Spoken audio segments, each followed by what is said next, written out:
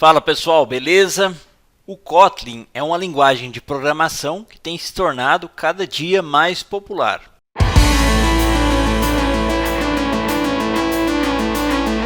É uma linguagem pragmática, estaticamente tipada para JVM e Android, e ela combina recursos de orientação a objetos e programação funcional, e é focada em interoperabilidade, segurança, clareza e suporta diferentes ferramentas de build como Maven, Gradle e por aí vai.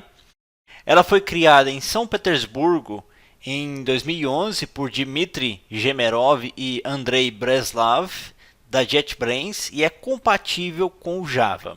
O líder de desenvolvimento da JetBrains, Dmitry Gemerov, disse que a maioria das linguagens não tinha os recursos que eles procuravam, com exceção do Scala.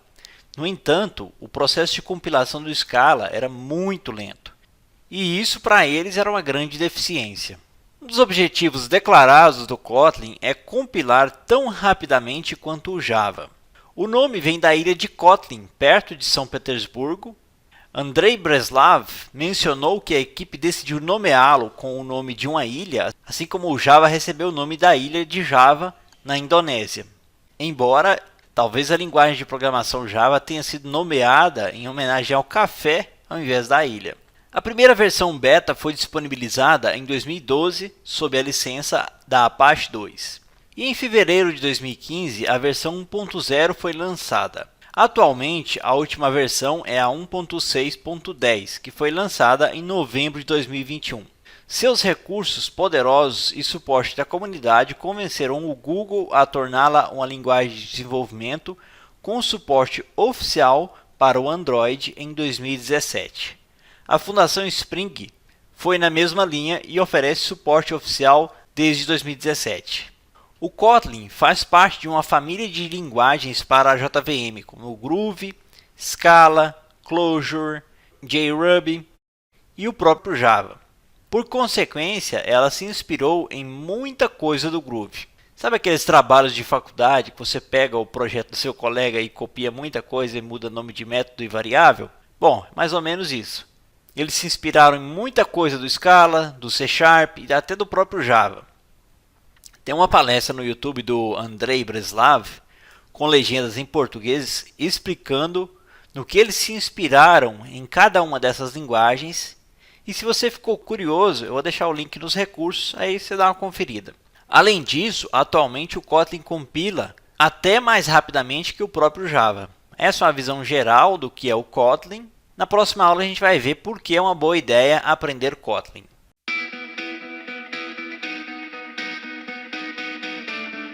O Java, pessoal, já tem quase 30 anos e à medida que as linguagens vão envelhecendo, elas tendem a acumular muita sujeira. E o Java não é uma exceção. Acredito que a parte mais irritante do Java sejam os getters e setters. Apesar de todas as ideias que conheço gerarem getters e setters automaticamente, eles ainda estão lá. A exceção null pointer exception ainda continua acontecendo com muita frequência. Dados nulos brotam nos nossos programas e eliminá-los é bem difícil. Nos últimos 25 anos surgiram muitas linguagens de programação novas com ótimos recursos.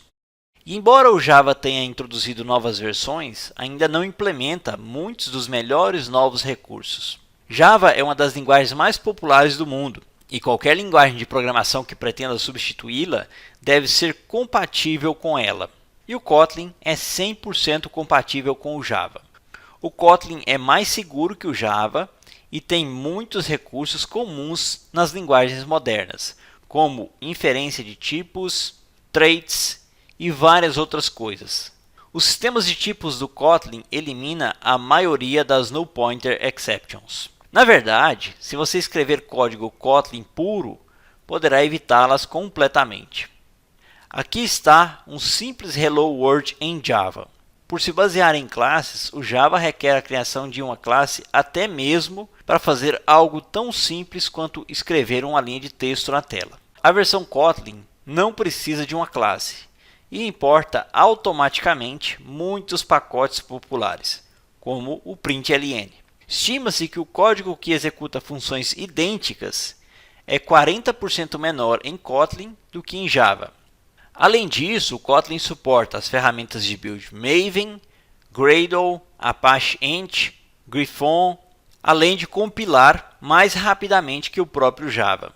Ele é usado por empresas como Uber, NBC, Telegram, Prezi, Coursera, Evernote, Atlassian, Pivotal, Pinterest e muitas outras. Desde 2007 tem suporte oficial da Fundação Spring e da Google, e isso significa o óbvio. Funciona no Android e você pode construir aplicações Spring Boot com ele. O Kotlin é conciso, ou seja, ele preza por convenção sobre verbosidade. Como você escreve menos código, então você introduz menos bugs. É mais fácil de ler o código Kotlin. Não existem getters e setters, equals e hashcodes, ou seja, você pode dar adeus ao Lombok, se você por acaso usa ele. É seguro e flexível, praticamente é o fim das null pointer exceptions, como eu já comentei. Podemos usá-la de forma orientada a objetos e de forma funcional, ou podemos combinar os dois também. Como no C#, podemos criar extension methods. Ele é versátil, ou seja, funciona no Android, no Spring Boot, compila para JVM, para JavaScript, é compatível com Java EE e muito mais. É interoperável, como eu já falei, compila para JVM e atualmente também compila para JavaScript. Quais são as features do Kotlin? Ele é melhor do que Java, ele tem lambdas, o Java tem, mas eles otimizaram isso, traits, que são interfaces com implementações padrão, argumentos opcionais, null e nil. Ele é inspirado em Groove, por exemplo, inferência de tipos, retorno implícitos, não há getters e setters, inspirado em C#, coroutines, extension methods, inspirado em Scala, fortemente na verdade. Tem as extension functions, que na prática é a mesma coisa que extension methods, pattern matching, inferência de tipos, tuplas e data objects, não tem getters e setters, simple singletons e por aí vai. Além de tudo, ainda compila mais rápido que o próprio Java.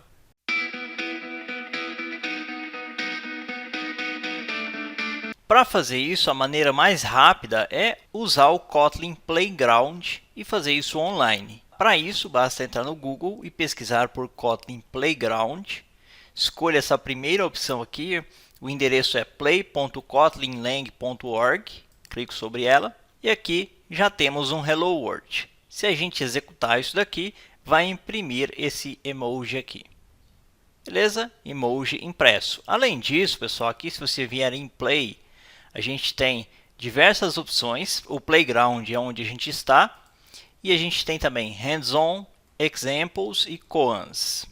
Então vamos entender o que cada um desses caras fazem. Aqui tem demonstrações de como você pode começar diferentes tipos de projetos com Kotlin. Por exemplo, construir aplicações web com React e Kotlin. E aqui tem todo o passo a passo de como você faz isso, como você vai configurar um ambiente, a primeira página e por aí vai. Beleza, vamos fechar o hands-on. Se você quiser dar uma inspecionada aqui, você vai aprender bastante coisa a respeito. Aqui a gente tem o by example, a gente tem uma introdução, fluxos de controle, classes, funções, collections, escopos das funções e por aí vai. Todos os detalhes do Kotlin. Só expandir aqui, que a gente tem um Hello World e aí ele vai explicando todos os detalhes, linha a linha, o que cada linha faz. E por fim, a gente tem os Kotlin Koans, que na minha opinião é o mais interessante. Você pode instalar um plugin na sua IntelliJ IDE, para isso basta clicar nesse link aqui, ou no Android Studio, né? E aqui você tem a introdução, um Hello World, e aí você tem diferentes passo a passos. Existem testes automatizados para verificar se o que você está implementando está correto, e aí você faz a sua implementação, executa e verifica se está funcionando ou não. Enfim, você pode praticar diferentes aspectos da linguagem, né? E aqui ele já fala que você tem que corrigir aqui, está incorreto, e fazer passar o teste. Se você quiser ver o resultado, basta clicar em Show Answer. Então é um bom caminho para você começar a aprender sobre Kotlin. Saindo dos koans, vamos voltar aqui para o nosso playground e vamos começar a implementação. Aqui, pessoal, antigamente, nas primeiras versões do Kotlin, você colocava os args de forma similar ao que a gente faz no Java, mas desde a versão 1.3 isso é opcional, depende do que você for fazer na sua implementação. Eu vou colocar aqui na minha variável hello, vou aumentar um pouquinho a fonte aqui, hello, espaço Kotlin, Word. Beleza, e aqui eu vou colocar o emoji. Beleza, posso apagar isso daqui, essa val, e vamos executar. Ele vai imprimir um Hello World para mim. Beleza. Mas eu posso ir além disso, né? Eu posso fazer mais coisas. No caso aqui ele está executando na versão 1.4.3. Deixa eu mudar aqui para 1.6.10, que é a mais recente. Vocês vão ver que o comportamento é o mesmo. E agora vamos passar argumentos para a nossa aplicação. Aí a gente precisa especificar aqui o args. E o tipo desse cara vai ser um array de strings, né? Beleza? E a gente vai passar, ao invés de passar Kotlin, a gente vai passar uma variável chamada name. Então, vou definir aqui name, uma variável que ainda não existe, né?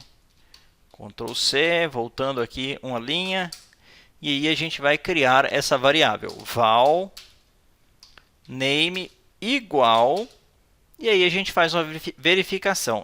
If, se tiver um argumento, a gente vai imprimir o argumento. Se não tiver, a gente vai imprimir apenas Kotlin Word. Então, args.isNotEmpty, essa opção aqui. E aqui a gente coloca args na posição 0, ou seja, o que a gente passou como parâmetro, e aqui else, e a outra opção, que é isso daqui, ó. Ctrl X, e a gente vai colar aqui. Bom, e agora eu passo o parâmetro aqui nos Program Arguments, Leandro. Vamos executar para ver o resultado disso. Run, ou Ctrl F9, e aqui ele seta a variável Leandro. Só que esse cara tem alguns bugs. Não é perfeitamente funcional. Se eu tirar o parâmetro aqui, isso aqui vai funcionar se você estiver executando na sua máquina, no IntelliJ, por exemplo, mas aqui vai imprimir vazio. Run, e aqui ele não imprimiu a variável. Esse código funciona se você tiver em um ambiente Kotlin real, né? Mas aqui não quis funcionar. A gente vai manter isso daqui e nas aulas subsequentes a gente vai voltar nesse código. Claro, um ambiente online não é o ideal. O ideal é a gente ter um ambiente na nossa máquina. Para isso, a gente precisa instalar uma série de ferramentas. Se você já tiver o Kotlin, a IntelliJ IDE ou Android Studio, se você estiver utilizando, e o Java, você pode avançar as próximas 3 aulas e voltar na aula 306. Se você não tiver isso, então fica comigo nas próximas aulas que a gente vai fazer isso. A gente vai manter esse código aqui e assim que a gente configurar um ambiente e criar o nosso primeiro projeto, a gente vai testar isso aqui na nossa máquina. Beleza? Então é isso aí, até a próxima aula.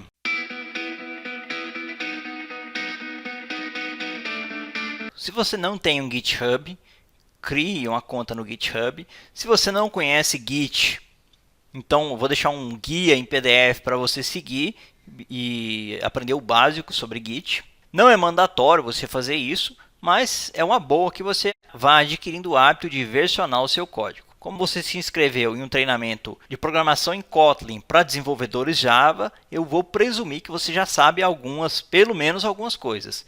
Então vou clicar em Repositories, vou clicar em New e vou criar o nosso repositório. Aqui eu vou escolher a opção Kotlin for Devs Java. Beleza. Não vai ter nenhuma description. Eu vou manter esse cara como private. por hora. Depois, quando o curso sair, eu vou mudar aqui para public. No seu caso, você pode manter como public. Aqui a gente vai adicionar um arquivo de readme. O gitignore eu não vou adicionar nesse momento, porque eu vou adicionar um customizado, com que eu já tenho praticado ao longo da minha carreira. E depois eu vou copiar e colar isso junto com o nosso código. Aqui eu vou escolher uma licença, escolher a opção Apache 2, Create Repository. Ok, repositório criado. Vou clicar em Code e vou clicar no ícone de copiar. Perfeito, vou até o diretório onde eu vou salvar o código na minha máquina. Vou clicar com o direito, Git Bash Here. Vou expandir aqui e aumentar a fonte. Clico com o direito, Git Clone. Enter. Beleza, ele clonou esse código para a gente. Se eu copiar esse caminho aqui e der um cd Kotlin for Devs Java, tab, eu vou entrar no diretório. Já está sendo versionado o nosso código. Vou vir até o Kotlin for Devs Java. Para isso, vou teclar K para achar o endereço aqui. Vou acessar esse diretório e vou colar o arquivo gitignore. Vou disponibilizar esse arquivo como um recurso. E é isso aí. Nas próximas aulas, a gente vai conhecer a IntelliJ IDE, provavelmente você já conhece, e vai criar o primeiro projeto Kotlin. Então é isso aí. Até a nossa próxima aula.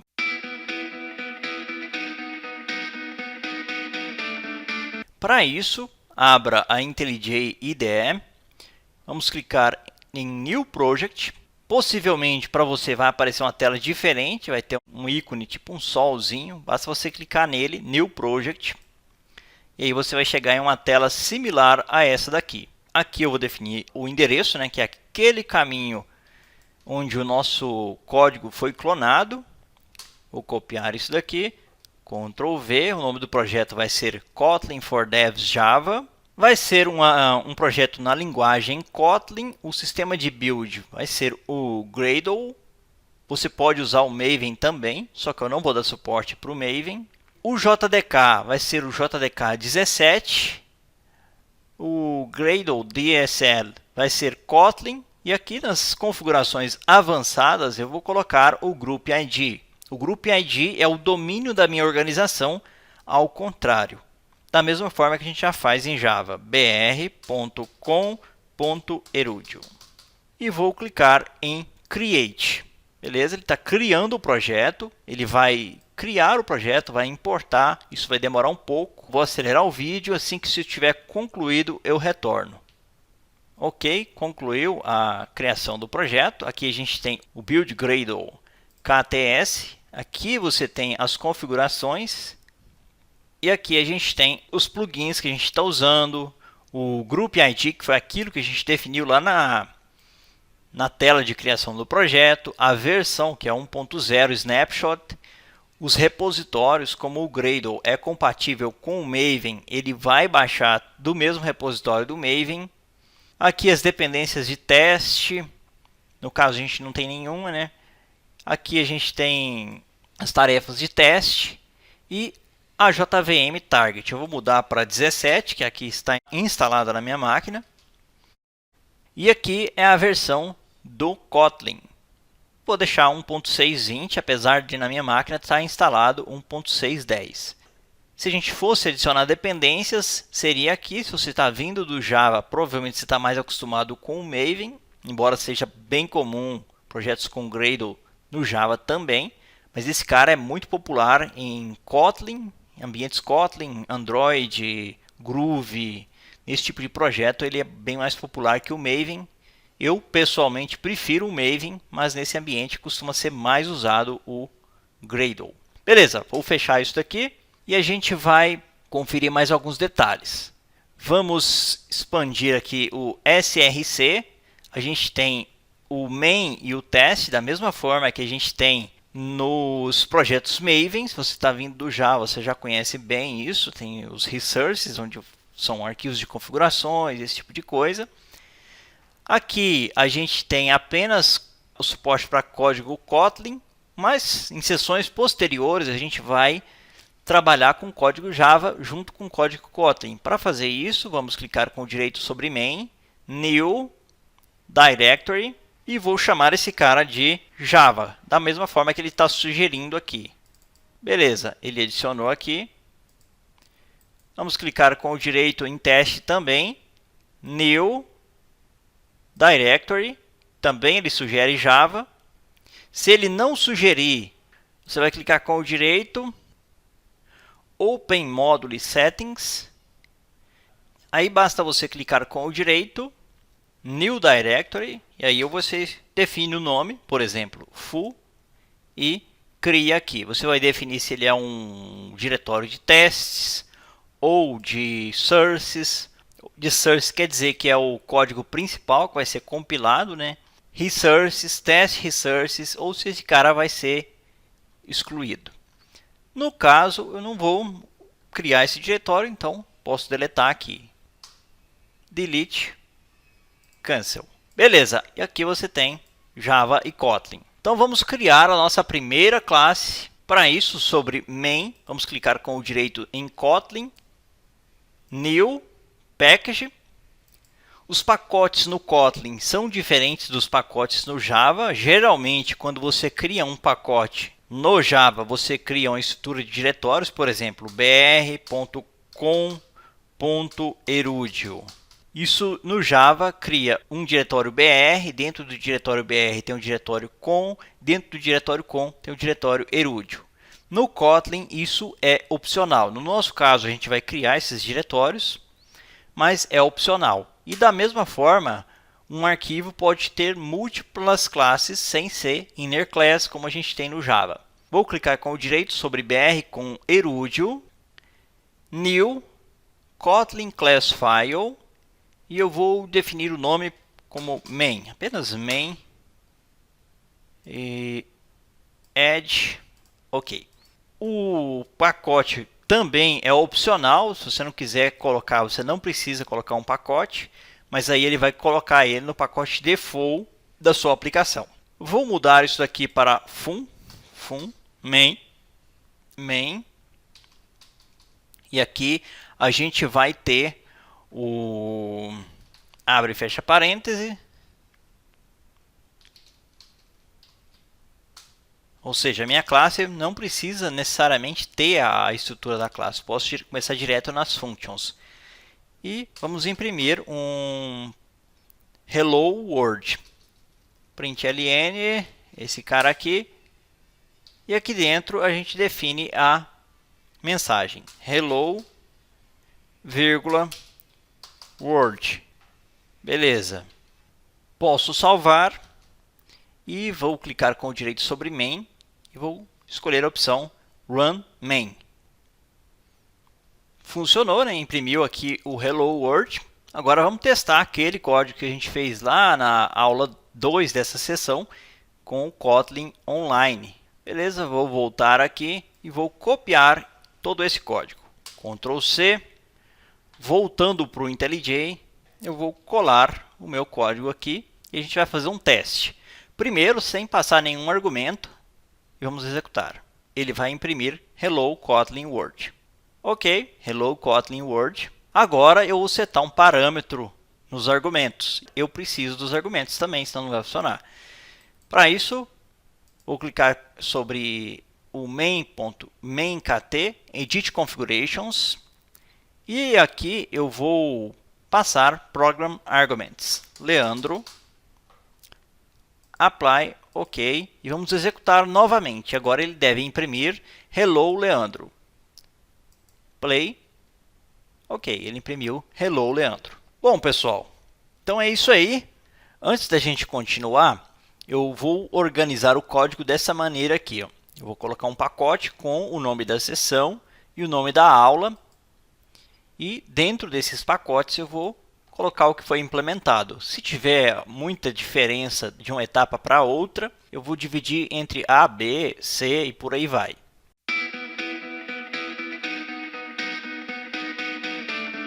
Val declara variáveis imutáveis. A gente usa essa palavra-chave quando o valor da declaração não muda uma vez que ele foi definido. O var é usado para uma declaração mutável.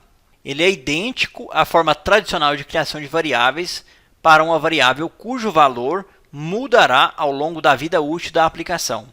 O uso de val é uma prática recomendada e deve ser usado sempre que possível, e os seus valores são objetos imutáveis. A imutabilidade é uma tendência que vem do mundo de programação funcional. Aqui estão alguns dos benefícios de seu uso. Objetos imutáveis são thread safe, eles tornam mais fácil escrever código em paralelismo. Objetos imutáveis podem ser armazenados em cache e tornam o seu código mais fácil de entender. Você pode criar variáveis com palavras-chave val ou var, mas o uso de val é o preferido. Entretanto, alguns frameworks do Java, como o JPA, não possuem compatibilidade com as variáveis val. E nesse caso, para tudo que for relacionado com o JPA, por exemplo, o recomendável é que a gente utilize var. Beleza? Então é isso aí. Até a próxima aula em que a gente vai começar a entender os tipos de variáveis em Kotlin.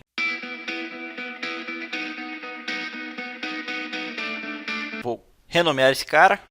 Shift F6, Ctrl A, Ctrl C e vou clicar com o direito New Package. Vou definir o nome do pacote, obviamente seção 3 já existe, e essa vai ser a seção de número 4 e a aula 3, New Package 0403. Como a gente não pode usar números sozinhos em nomes de pacotes, eu vou colocar um underline antes. E aqui dentro a gente vai criar a classe para a gente começar a implementação e conhecer os tipos em Kotlin. O Kotlin é uma linguagem de tipagem estática, porém o compilador pode inferir o tipo da variável em alguns cenários, em que o mesmo for omitido. Tipos primitivos em Kotlin são os mesmos presentes no Java, como int, long, double, float, short e byte. Porém, diferente do Java, o Kotlin não faz casting implícito. E um dos recursos mais legais do Kotlin, na minha opinião, é o seu sistema de inferência de tipos.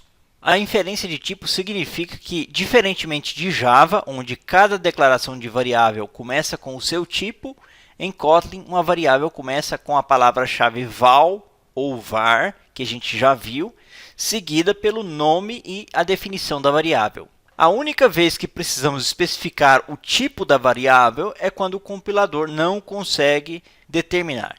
Então vamos entender isso na prática. Vou clicar com o direito, New, Kotlin Class File, e eu vou chamar essa classe de Kotlin Types. Beleza, não é exatamente uma classe, né? Vou declarar um main, na verdade, ok? Fun main. E aqui dentro a gente vai declarar as nossas variáveis. Então vamos começar entendendo o que é inferência. Val, que é uma variável imutável, vou chamar esse cara de myPhrase e vou definir o valor dessa variável. Vai ser apenas eu sou uma string.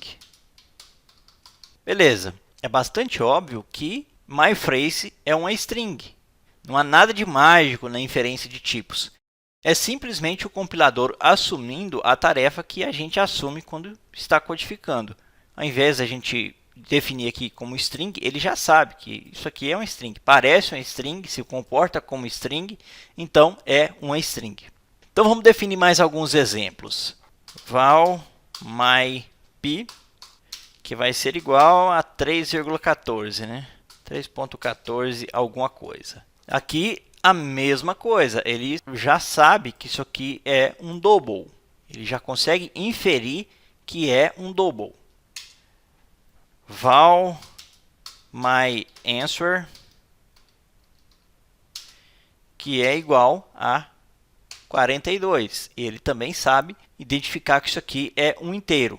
Já se a gente não atribuir o valor, criar apenas a variável, mas não atribuir o valor, então a gente precisa especificar o tipo. Então vamos criar alguns exemplos. Por exemplo, val string, que no caso vai ser realmente string, como ele sugeriu aqui.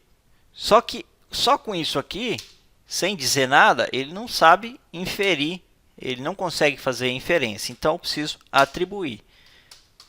Então, val a string, que é do tipo string. Vamos fazer isso para mais coisas? Val a double, double. Val a int, que também é um inteiro.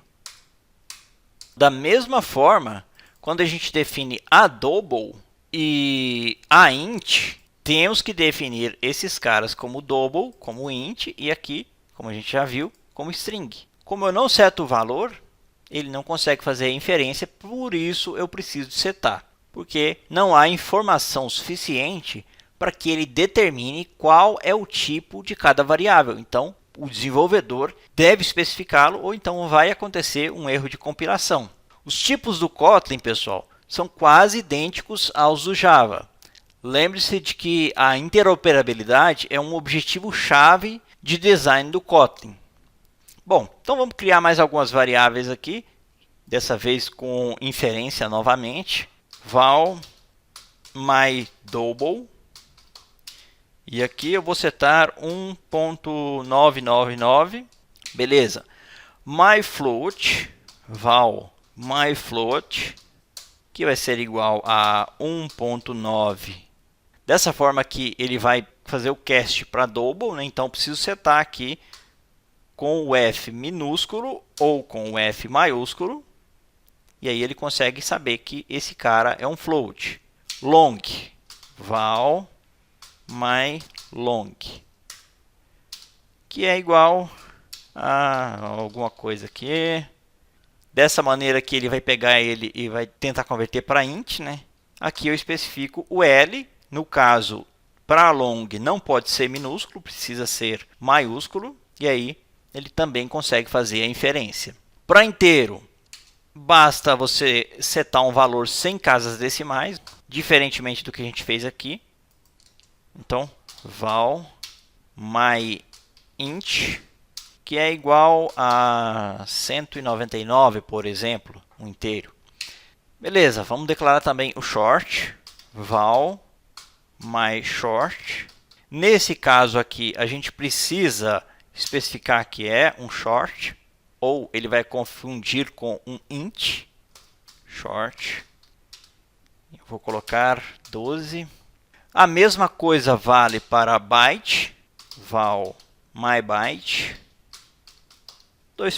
byte. E aqui a gente pode setar os valores de menos 128 até 127 positivo. Então eu vou colocar aqui menos 128. Se eu colocar 129, já vai dar um erro. Ou se eu colocar 128 positivo, também vai dar um erro. Então eu vou deixar 127. Essa é a variável myByte. Uma outra coisa também, pessoal, é que o Kotlin não arredonda automaticamente números durante as conversões. E os valores double são o padrão quando o número tem um ponto decimal. Por isso eu preciso especificar o F para float, senão ele vai converter esse cara para double. E para tornar a declaração de variáveis numéricas mais legíveis, a gente pode usar um underline para separar os dígitos. Então vamos entender isso. Val long number, que vai ser igual a 1, 2, 3, underline 4, 5, 6, underline 7, 8, 9. Isso é um número long. A gente pode fazer a mesma coisa de same number e setar esse valor da forma que a gente já está acostumado a fazer no Java. Só que tem que concordar comigo que assim é muito mais fácil de ler e saber esse valor aqui. E evidentemente esse underline não vai afetar o comportamento. Na prática, a única diferença entre eles é que esse aqui é mais fácil de ler e compreender. No Kotlin, pessoal, a gente precisa converter explicitamente os números, mesmo caso essa conversão seja para um número, ou melhor, para um tipo maior. Vou exemplificar isso para vocês. Val n int, e aqui a gente vai setar como int igual a 7. E agora vamos declarar um long. Val long do tipo long, que vai ser igual a nInt. Beleza, e a gente tem esse erro aqui. No Java, ele consegue fazer um casting sem problemas do int para long, tranquilamente. Só que aqui não, aqui a gente precisa forçar esse casting. Então, tem que tornar explícito que é too long. E aí, some o warning. O Kotlin, pessoal, ele exige que a gente seja explícito sobre as conversões. E ele fornece um conjunto de conversores, no nosso caso, o toLong. O que a gente precisa fazer é invocar ele e aí vai funcionar sempre.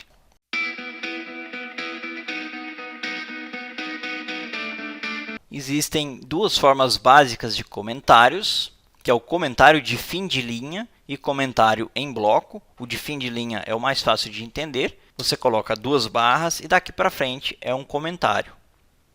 Por exemplo, isso aqui é um comentário. Posso comentar aqui também. Isso é um exemplo de comentário. O comentário de fim de linha começa com duas barras e dura até o final da linha, como eu já demonstrei. Então, se eu comentar aqui, ó, o efeito dele é até o final da linha. Por isso que é comentário de fim de linha. E os comentários em blocos pode abranger várias linhas. Começa com a barra asterisco. Vou comentar esse trecho aqui. Barra asterisco. E aqui eu encerro com um asterisco barra. Eu também sou um comentário. E esse comentário é um comentário em bloco. Esse tipo de comentário, como vocês já perceberam, funciona mais ou menos da mesma maneira que no Java. Quando eu comento dessa maneira aqui, tudo que tiver do barra asterisco até o asterisco barra não tem efeito quando for compilado essa classe. Agora, ao contrário do Java, os comentários em bloco podem ser aninhados. O que isso representa? Isso significa que você pode agrupar um comentário interno com um comentário externo. Isso é bem útil quando você precisa comentar um bloco de código que já contém comentários. Então, vou exemplificar isso aqui para vocês. Fun, chamada fullbar. E aqui a gente já tem um comentário em bloco. Esse cara é um embedded comment. I am embedded comment. E se eu vier aqui e adicionar um outra barra asterisco aqui e aqui, ele comenta também sem problemas. Lembra que no Java, se eu fizer isso aqui, eu tenho que vir aqui e remover esse comentário interno, porque vai lançar warnings. Então, no Java, eu precisaria remover isso. Bom, comentários é bem simples de entender. E é isso. Na próxima aula, a gente continua. Nesse caso aqui, pessoal, já criei o pacote, a classe anteriormente. Basicamente, eu só copiei a anterior e setei aqui. E eu vou sempre fazer isso. Daqui para frente, em todas as aulas, eu vou copiar o que a gente fez na aula anterior e vou só renomear o nome do pacote para corresponder.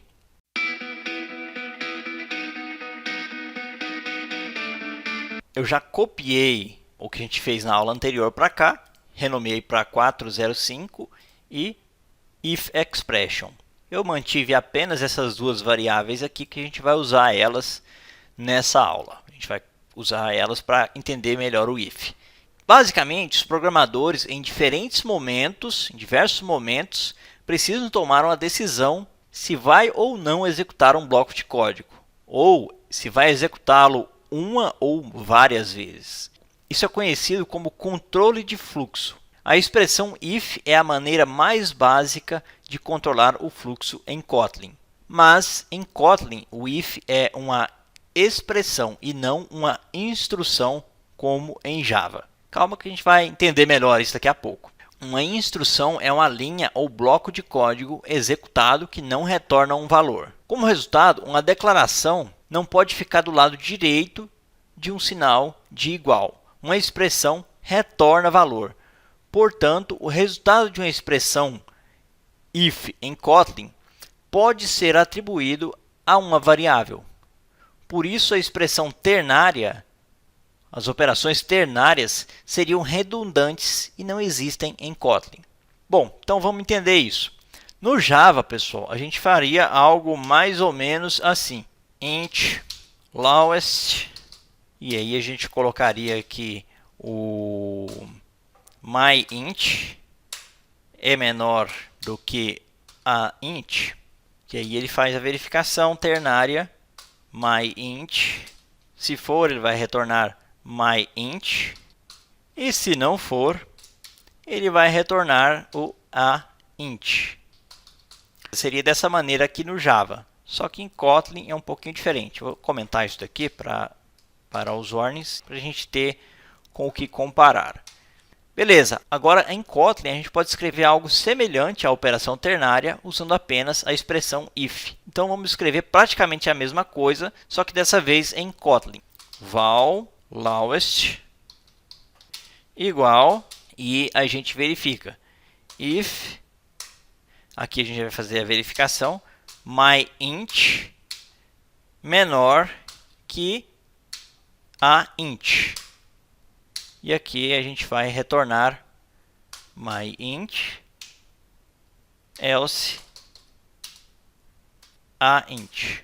Isso aqui, pessoal, traz um ponto importante. Quando o if é usada como uma expressão, ele deve conter a cláusula else. Então, se eu usar o if como expressão, preciso ter esse else aqui, cobrindo uma ou mais possibilidades no caso.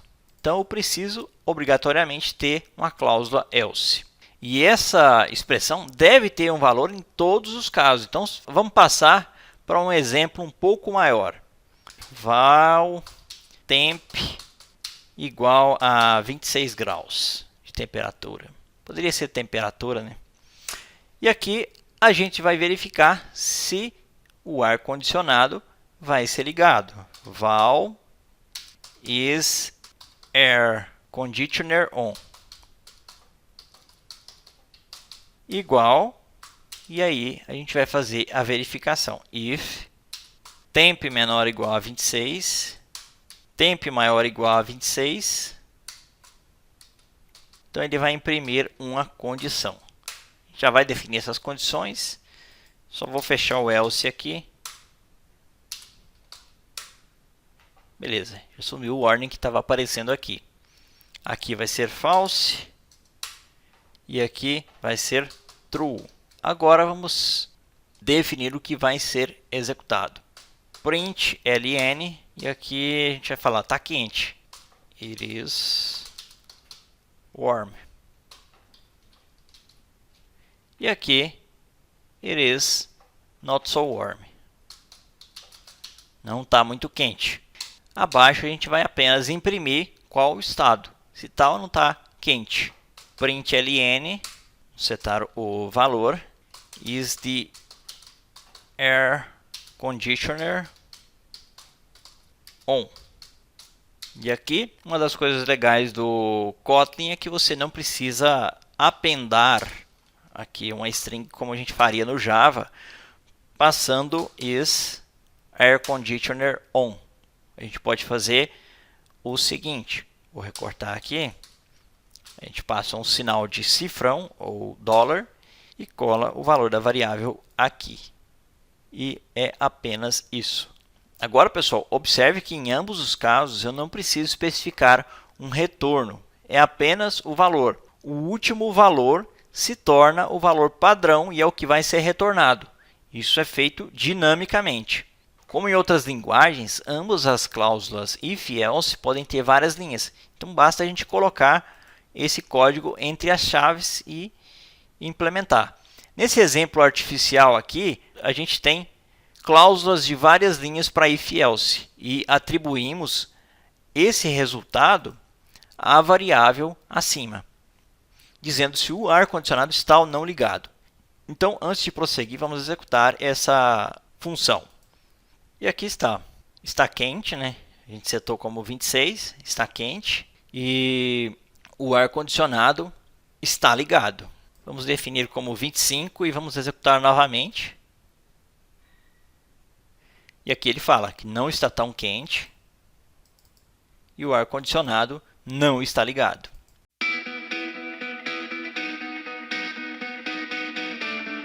Então vamos olhar com o argumento primeiro. Então vou criar aqui uma variável dizendo a quantidade de pizzas pedidas. Pizzas ordered. E eu vou setar por enquanto como 1. Abaixo aqui a gente vai ter um when dizendo se eu estou ou não com fome. When pizzas ordered. E aqui a gente vai ter as nossas condições. Que pode ser 0, ou seja, não estou com fome. A gente vai imprimir println not hungry.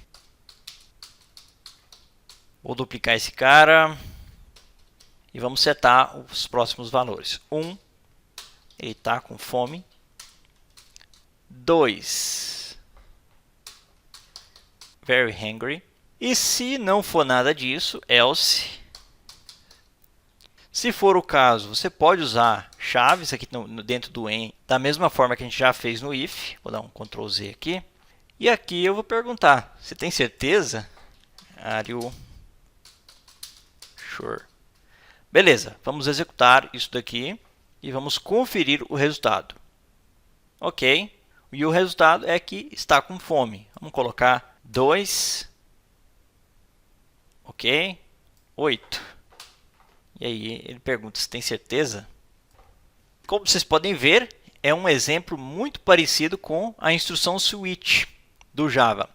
O when compara o argumento com cada condição até que uma delas corresponda. E aí ele executa um determinado trecho de código. Além disso, a gente pode combinar condições. Imagine que 1 e 2 são fome, 3 muita fome e acima disso o que a gente tinha anteriormente. Na verdade, pessoal, eu vou copiar isso aqui e duplicar, que daí você pode usar isso aqui como referência no futuro. Beleza, então vou colar aqui, Ctrl V, beleza. Então vou setar como 2 e vamos executar. Beleza, para o primeiro aqui foi muita fome e aqui apenas fome. Mas além disso, com o when a gente não está limitado como na instrução switch a simplesmente comparar com constantes. Podemos comparar o argumento com os resultados de uma expressão. Então vamos criar outro when e ainda vamos usar as pizzas como argumentos. Então eu vou duplicar esse cara. Beleza, e vamos fechar essa chave aqui também, né? E aqui dentro a gente vai conferir. Então, o que eu vou conferir aqui, pessoal? Eu vou conferir se o número que o cara definiu é válido, se é maior que 0. Então, eu posso fazer o seguinte. Math.abs, de absoluto, né? E aqui, pizzas ordered. E aí, ele vai imprimir o resultado. Println ordered 0 ou mais pizzas. Se não, a gente vai imprimir que ele pediu menos de 0 pizzas. Ordered less than 0. Beleza, vamos mudar aqui para menos 2 e vamos executar novamente. Beleza, e aí está. Você pediu menos de 0 pizzas. E aqui faltou um S. Com isso a gente sabe que pedimos um número positivo ou 0 pizzas. E quando isso não corresponde, a gente sabe que pedimos menos de 0 pizza. E se a gente definir as pizzas com menos 2, como a gente executou, a gente vai receber a mensagem que o pedido é menor que 0. Então, não posso fazer esse pedido. Também podemos comparar com range ou intervalo. Mais uma vez, pizzas. Vamos copiar esse cara aqui de novo. E agora a gente vai usar o range. Então, basicamente, entre 1 e 4. E aqui a gente vai usar o in, né? Palavra-chave in. Se tiver nesse range aqui, entre 1 e 4, ele vai imprimir uma mensagem. Aqui eu vou setar entre 5 e 9. Mais uma vez a gente precisa do in. Beleza, e else, que é isso daqui. Você tem certeza? E aqui vamos definir aqui as mensagens. We need orders. Got some orders. E business up. E mesma coisa. Você tem certeza? Vou setar aqui como 8. E vamos executar. Dessa vez a gente vai conferir o range. Ok, e business is up, entre 5 e 9. Então a gente aprendeu como comparar usando ranges e a palavra-chave in. Agora vamos conferir um último exemplo, que é o when, só que sem argumentos. Eu vou criar aqui um novo when. Dessa vez eu não vou passar nenhum argumento. E a gente vai verificar aqui dentro. Pizzas ordered menor ou igual a 0. Ele vai imprimir que nada foi pedido. Println none ordered. Beleza. E aqui a gente vai comparar novamente. Agora a gente vai fazer um mod 2, ou seja, dividir por 2. Dependendo do resultado, eu vou falar que é ímpar ou par. Ou seja, percentual, o mod desse número por 2, se for igual a 1, então significa que é um número ímpar. Odd number ordered. Beleza, vou duplicar esse cara. E aqui, se for igual a 0, even number. E assim a gente consegue executar um when sem nenhum argumento. Vamos executar. Even number ordered. Vamos trocar aqui para 7. Odd number ordered. Nesse exemplo aqui, pessoal, o when é um substituto para o if-else. Dessa vez nós não temos argumentos, apenas dizemos comece a verificar essas condições para mim. Observe também que nesse caso eu não precisei colocar um else como nos demais, porque seria redundância. Então temos condições para todos os diferentes valores possíveis nesse cenário hipotético. Pode ser um 0, um número par ou um número ímpar. Nesse exemplo, removemos os argumentos e escrevemos um conjunto de expressões booleanas com a nossa condição. Na prática, podemos dizer que isso nos dá o poder do if-else, só que de uma forma mais compacta.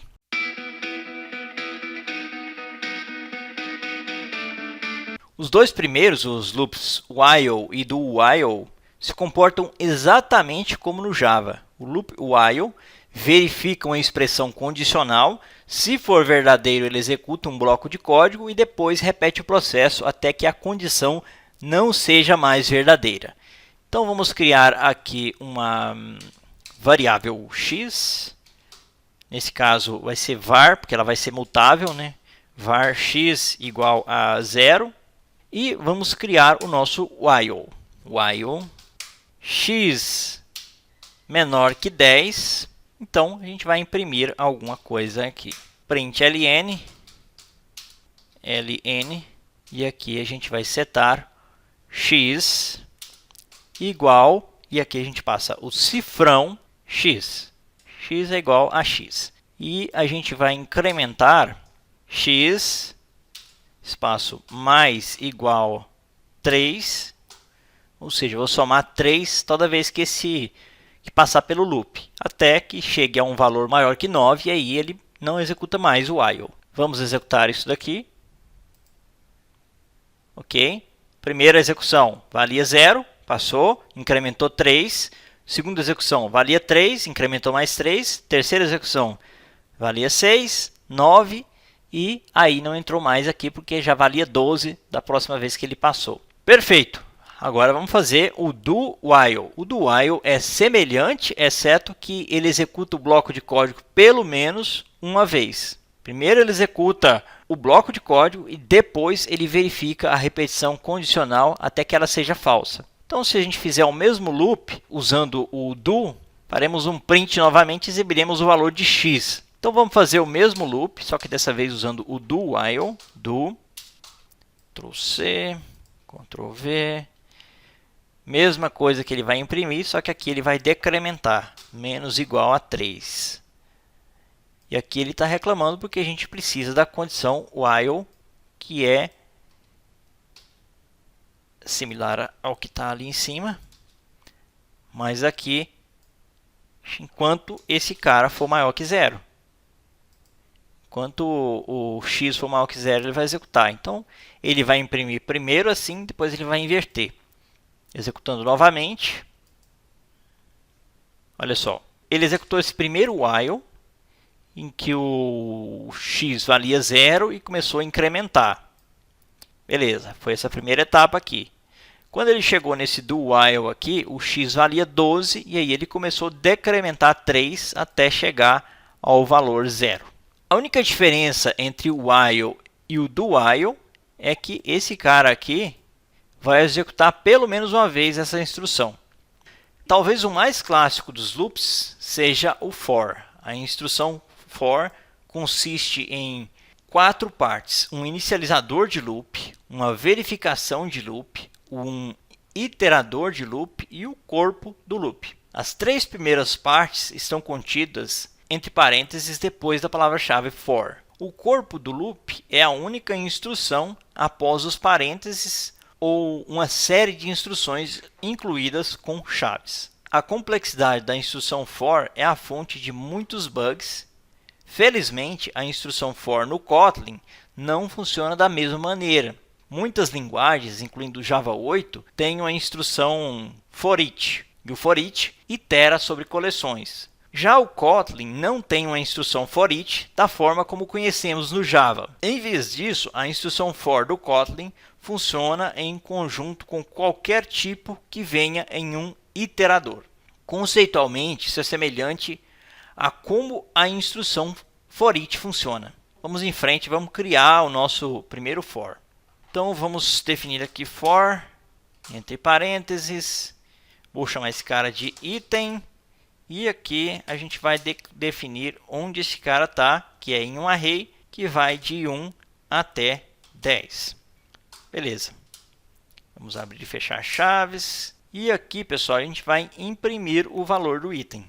Print, cifrão, item, vírgula, espaço. Beleza, vamos executar isso daqui e vamos ver o comportamento. Ok, e aqui ele imprimiu de 1 até 10. Uma coisa que é importante considerarmos é que esse item aqui, pessoal, é um tipo de valor imutável. Ele é um val internamente. Se a gente tentar modificar esse cara, por exemplo, se a gente tentar fazer o seguinte, item mais, incrementar ele, a gente vai ter um warning. Vai aparecer um warning porque esse cara é um val e a gente não pode reatribuir um valor a um val. Eu vou deixar esse código aqui e vou comentar. Quando vocês estiverem usando isso aqui como referência, você já sabe que não posso fazer isso. Bom, os pontos-chave do for no Kotlin são o valor da iteração, que é o item, o iterador, que é o intervalo de 1 a 10, e o corpo do for, que é tudo que a gente executa entre as chaves aqui. O valor da nossa iteração, no nosso caso, o item é um val e, portanto, a gente não pode modificar esse cara. O intervalo é fechado para que todos os números de 1 a 10 sejam renderizados. Qualquer iterador pode ser usado em uma instrução for. O Kotlin inclui iteradores para muitos tipos, incluindo strings. Então, se a gente precisar iterar sobre um caractere em uma string, podemos fazer da seguinte forma. Vou criar um outro for aqui, for, abre e fecha chaves, e aqui a gente vai definir o valor da iteração, que no caso é o ch, vou chamar ele de ch in, e aqui eu vou passar uma string chamada erúdio.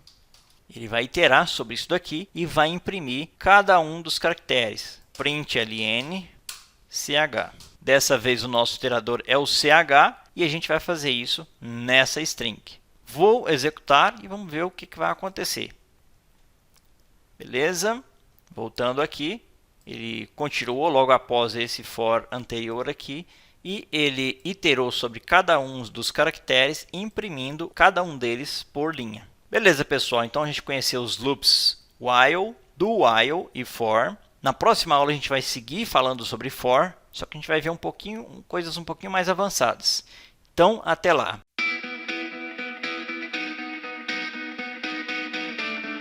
Que é o seguinte, você tem um for item in e aqui a gente tem um 10.range2 e aqui a gente coloca um outro int e esse cara vai ser executado apenas nos itens pares, por exemplo, step 2 vai ser de 2 em 2, beleza? E aqui dentro a gente tem o for executando as nossas condições. Esse step é um extension method para intervalos. Ele pode avançar 2, 3 e por aí vai. O que você definir aqui ele vai pular. No nosso caso, quando a gente usa o step, ele vai ignorar todos os valores de números ímpares.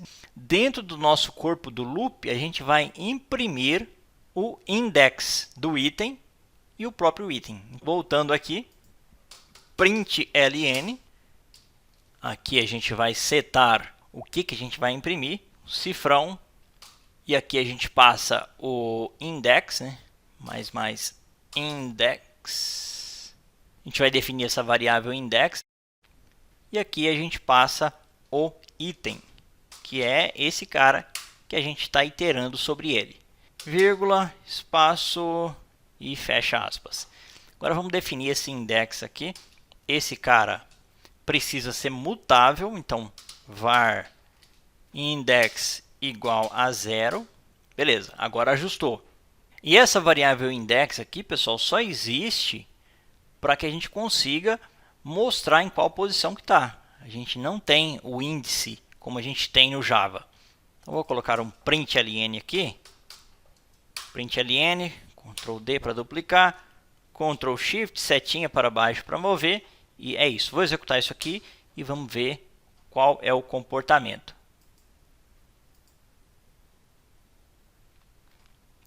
E aqui está. Ó. 10, 12, 14, 16, 18 e 20. Só imprimiu os itens pares. Só que essa variável aqui, pessoal, só existe para mostrar o índice atual do loop. A instrução for também nos dá esse valor. Então, o que a gente pode fazer é o seguinte, passar o for, o índice, o item e aí o range. Vamos alterar isso daqui. Na verdade, eu vou copiar e substituir como a gente sempre faz, para que você tenha isso aqui de referência. Ctrl D. Não vou ter essa variável index aqui. E aqui a gente vai usar outra estratégia. O que a gente vai fazer é colocar esse item aqui entre parênteses e aqui também. E a gente vai dizer que o índice retornado pelo for para mim vai chamar index. Só que não pode usar index porque a gente já tem a variável index no for de cima. Então vou chamar ele de index. Beleza. Ctrl C, Ctrl V. Só que a gente está com um warning aqui. Como que a gente resolve isso? Ponto with index. E aí ele sabe qual é o índice. Vou remover isso daqui. E aqui a gente tem que usar mais um. Esse with index também é um extension method e é ele que nos permite recuperar o índice do item no loop. A vantagem desse cara é que quando a gente executar esse código aqui, a gente consegue obter os mesmos valores que a gente obteve aqui em cima, que é imprimir apenas os itens pares, só que sem a necessidade de criar uma outra variável. Aqui eu mudei o nome dela para indx. Beleza, vou executar novamente. Vocês vão ver que vai ter exatamente o mesmo comportamento. Olha só, esse aqui é o primeiro for e esse aqui é o segundo for, que tem exatamente o mesmo comportamento, com a vantagem de, nesse segundo caso, eu não precisar criar uma variável index. E agora, pessoal, e se eu quiser usar um array como o meu iterador? Então eu vou criar um novo loop for aqui, mas antes eu vou criar um array pelo qual a gente vai iterar. Então, val myArray, e aqui a gente vai criar um array de números, array of, e aqui a gente passa a lista de números. 10, 20, 30, 40 e 50. Esse é um array de números que eu tenho. Então, eu vou fazer o seguinte. For, espaço item, in myArray, e aqui a gente vai usar a propriedade índices. Beleza. E aqui a gente vai imprimir o resultado. Print ln at index. E aqui a gente passa o cifrão item is. E aí eu passo qual item. Para isso eu vou usar o cifrão novamente. myArray. Como eu preciso pegar um valor dentro desse array, então eu preciso colocar isso aqui entre chaves. O que eu vou pegar é o item, né? Só que quando eu faço isso, ele encara como se fosse uma string. Então eu preciso marcar isso aqui como código Kotlin, para que ele consiga pegar o item. Beleza. E executando novamente, e aí ele coloca no índice 0 é 10, no índice 1 é 20, no índice 2 é 30 e por aí vai. A gente fez isso sem ter que criar uma nova variável e usando a propriedade índices. Não é um método, pessoal. Isso aqui é uma propriedade. Então, por isso que eu não coloco parêntese. Quando a gente precisa usar o array como o nosso iterador, a gente vai precisar da propriedade índices. Nesse caso, a gente precisou definir esse índices aqui. Porque o array por si só não tem um iterador. E o índices adiciona o iterador a ele. O item nesse exemplo não é o valor do iterador, é essa propriedade índices que está nos dando os índices do array. E é assim que a gente itera sobre arrays em Kotlin. Beleza, pessoal? Essa é a visão geral sobre arrays. A gente já conheceu as principais expressões condicionais do Kotlin. Agora a gente pode prosseguir para coisas um pouco mais interessantes.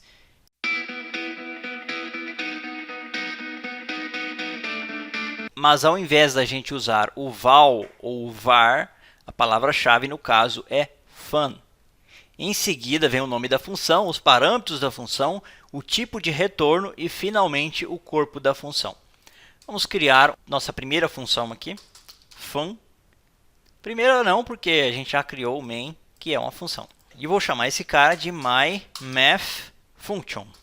Beleza, essa myMathFunction recebe um number1, que é int, e um number2, que também é int.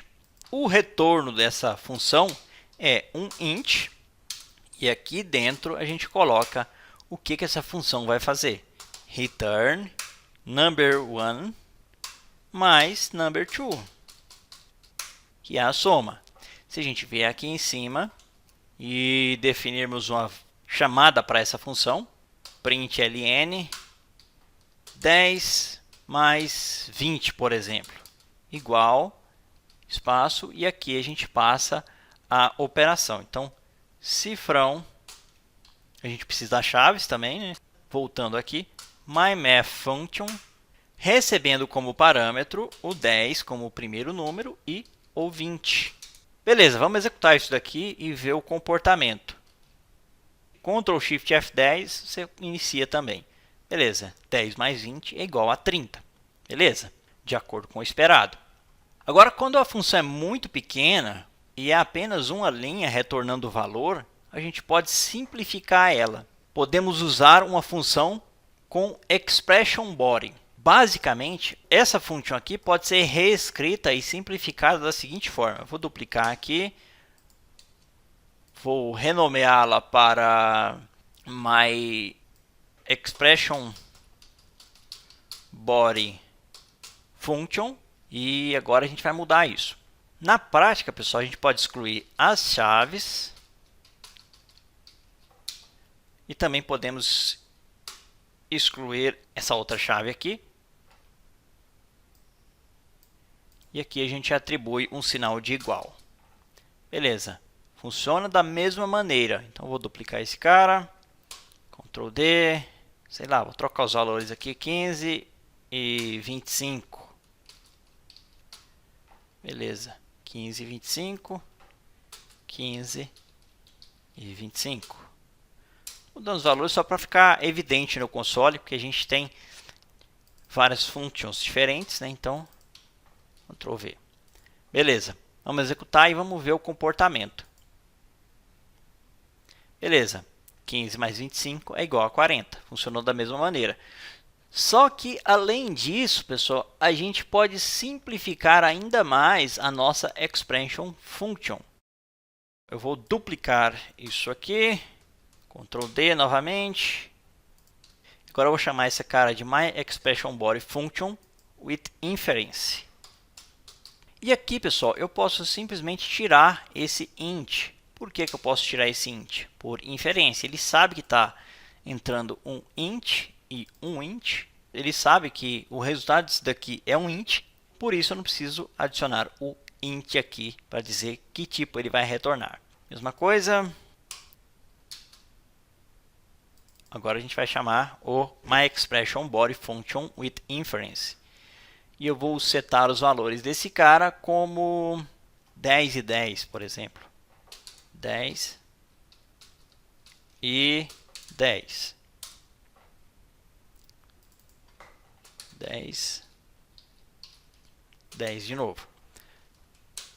Ok, executando. E aí está, mesmo comportamento.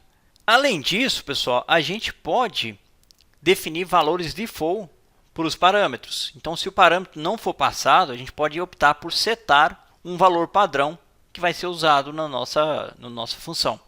Isso evita muito que a gente use sobrecarga, tanto quanto a gente usa em Java, em C Sharp, por aí vai. Então, o que eu vou fazer é o seguinte, vou criar uma outra função aqui embaixo e vou chamá-la de myFunction with defaults. myFunction with defaults. Vou copiar esses valores aqui, Ctrl C, Ctrl V. E aqui eu passo apenas um igual a 1. Por exemplo, estou setando o valor default para esse cara. E aqui um 5. Só exemplificando. E eu vou passar também um novo parâmetro, dessa vez uma string, message, dois pontos, string. E o valor inicial dessa string vai ser high. E agora, como eu passo, além dos dois ints, eu passo uma string, eu preciso especificar que o retorno desse cara é um inteiro. Int. Abre e fecha chaves, Enter. Beleza.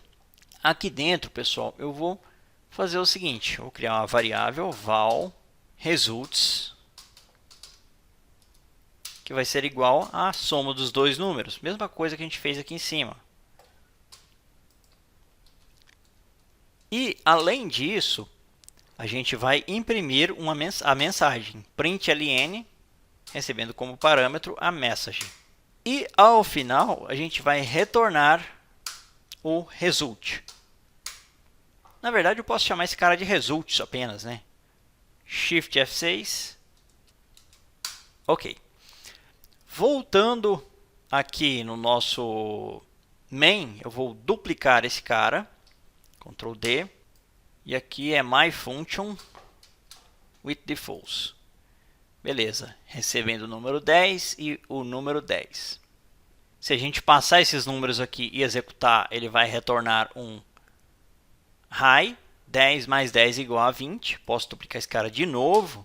E agora eu vou passar um outro parâmetro que é o hello. Beleza. Executo de novo. E agora a gente vai ter um hello 10 mais 10 igual a 20. Claro, pessoal, que sempre que eu chamar essa function, eu preciso passar os parâmetros na mesma ordem declarada. Mesmo que a gente possa colocar os valores default em qualquer parâmetro, o Kotlin vai atribuir na ordem em que os parâmetros chegarem na função. Então, a gente precisa passar em uma ordem específica. Agora, imagine o seguinte, eu quero deixar fora alguns parâmetros padrão e eles devem ser setados na ordem que declara. Ou ele é o último, enfim. Então, vou fazer o seguinte, duplico isso daqui, e aí eu vou deixar o primeiro número e o segundo número como padrão, e vou passar o hello. Só que a própria ideia já vê que vai dar erro. Então, o que eu preciso fazer é atribuir o valor para esse cara. Então, eu vou setar o valor do cara, que é o message hello, e aí ele já consegue executar. Acho que a gente colocou 1 e 5, então tem que dar 6. Vamos executar. Hello. Agora os números impressos, obviamente, estão incorretos. Então vamos ajustar isso. Default sum. E é isso. Default sum igual a 6. Beleza, pessoal. Então a gente conheceu como a gente pode criar funções. Uma função com expression body, com inferência, com valores default sem eu setar algum parâmetro, com valores default quando eu seto todos os parâmetros e com valores default quando eu seto apenas alguns parâmetros e determino a qual parâmetro que isso refere. O nome disso aqui é argumento nomeado ou named argument.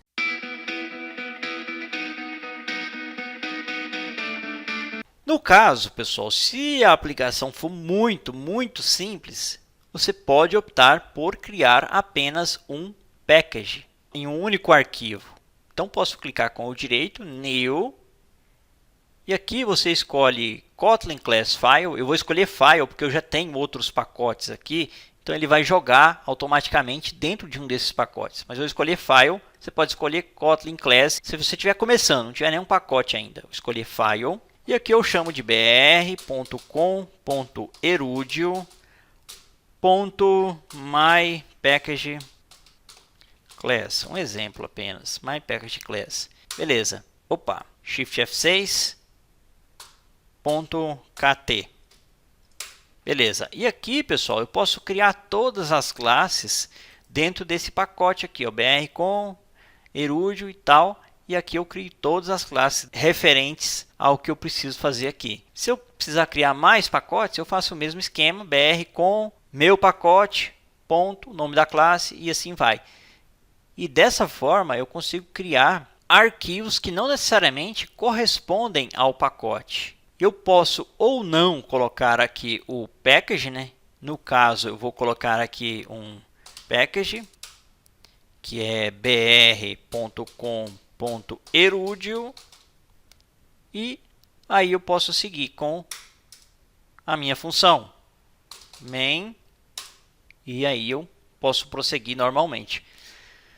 Eu pessoalmente não gosto de usar isso daqui. Se eu fosse usar, seria em microserviços muito pequenos mesmo, que assim não comprometeria a organização do código. Mas aí vai de você botar na balança e ver se vale a pena ou não fazer dessa maneira aqui. Eu prefiro seguir o padrão que já é usado no Java e manter assim. No caso, eu vou mover ele aqui para a pasta 0410 apenas para você ter como referência, mas você pode fazer isso. Refactory. Beleza. E é isso aí. Então, como a gente viu, eles não precisam seguir a estrutura de arquivos dos nossos projetos. No entanto, se você quiser que o seu código seja interoperável com o Java, a gente precisa usar pacotes. E precisamos verificar também se eles correspondem à estrutura de arquivos dos nossos projetos. Depois da definição do pacote, assim como no Java, a gente tem as importações. O Kotlin, você já deve ter percebido que a gente não importou nada até o momento, é porque o Kotlin já importa automaticamente os pacotes Kotlin, Annotation, Collections, Comparisons, I/O, Ranges, Sequences, Text, JavaLang e JVM. Como esses caras são todos importados automaticamente, então não há necessidade de a gente fazer isso manualmente. Eu não preciso vir aqui e adicionar um import para alguma coisa do JavaLang ou do Kotlin, por aí vai. Já é feito automaticamente, ele sabe o que você geralmente usa, então ele já faz isso para você de forma transparente. Fala Dev, beleza? Se você quer estar entre os melhores e desenvolver APIs de ponta usando as mesmas técnicas e tecnologias utilizadas por Uber, Netflix, Twitter, Tesla, Airbnb, Facebook e Instagram, preste atenção no que eu vou te ensinar nesse curso. Você vai aprender na prática todo o poder e leveza que o Spring Boot aliado ao Docker pode proporcionar. Nesse curso serão abordados desde conceitos mais básicos para quem nunca desenvolveu um web service, passando pelos principais conceitos teóricos, indo até conceitos mais avançados como RateOS, Swagger, autenticação com JWT, Postman, integração com o Docker e deploy na Amazon AWS. Enfim, uma série de coisas legais.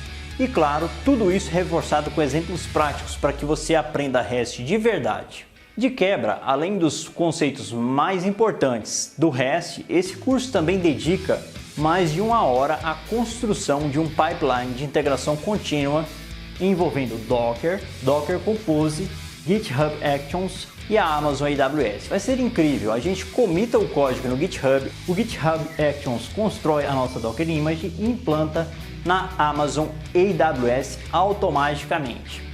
Mas não para por aí. Na última atualização foram adicionadas novas seções bônus, ensinando atalhos de produtividade, como usar outros bancos de dados e uma seção ensinando tudo o que você precisa saber para consumir uma API com React.js. Na verdade, é tanto conteúdo que só essa seção pode ser considerada um mini curso à parte. Ao final de tudo, você entenderá como uma stack de tecnologias envolvendo Spring Boot, Docker e Amazon AWS fazem tanto sentido juntos e possibilitam a construção de APIs sólidas e eficientes. Além de todos os vídeos que esse curso contém, ele vem acompanhado de guias por escrito para que você possa tirar dúvidas, revisar conceitos importantes e fixar o conhecimento. O curso é projetado para que você saia do zero absoluto e consiga implantar sua API na nuvem. E se nessa jornada surgirem dúvidas, eu vou estar sempre à disposição de você no fórum de perguntas e respostas para auxiliar e para tirar toda e qualquer dúvida. E para quem não me conhece, eu sou autor de outros cursos aqui na plataforma e já estou com mais de 30 mil alunos. Esse curso é um curso amplo, todo mundo pode fazer. Desde quem nunca desenvolveu um web service até quem tem uma mínima ou intermediária experiência, seja com Spring Boot ou mesmo com outras tecnologias como Ruby on Rails, Python ou ASP.NET. Além de tudo isso, a Udemy lhe dá um certificado ao final do curso que poderá lhe ajudar inclusive a conseguir uma promoção ou um trabalho mais interessante. E se até 30 dias você sentir que o curso não era bem o que você procurava, a Udemy lhe permite pegar o seu dinheiro de volta sem nenhuma burocracia ou ressentimento de minha parte. Se você quer levar suas aplicações e sua carreira para o próximo nível, então não perca mais tempo. Vamos às aulas!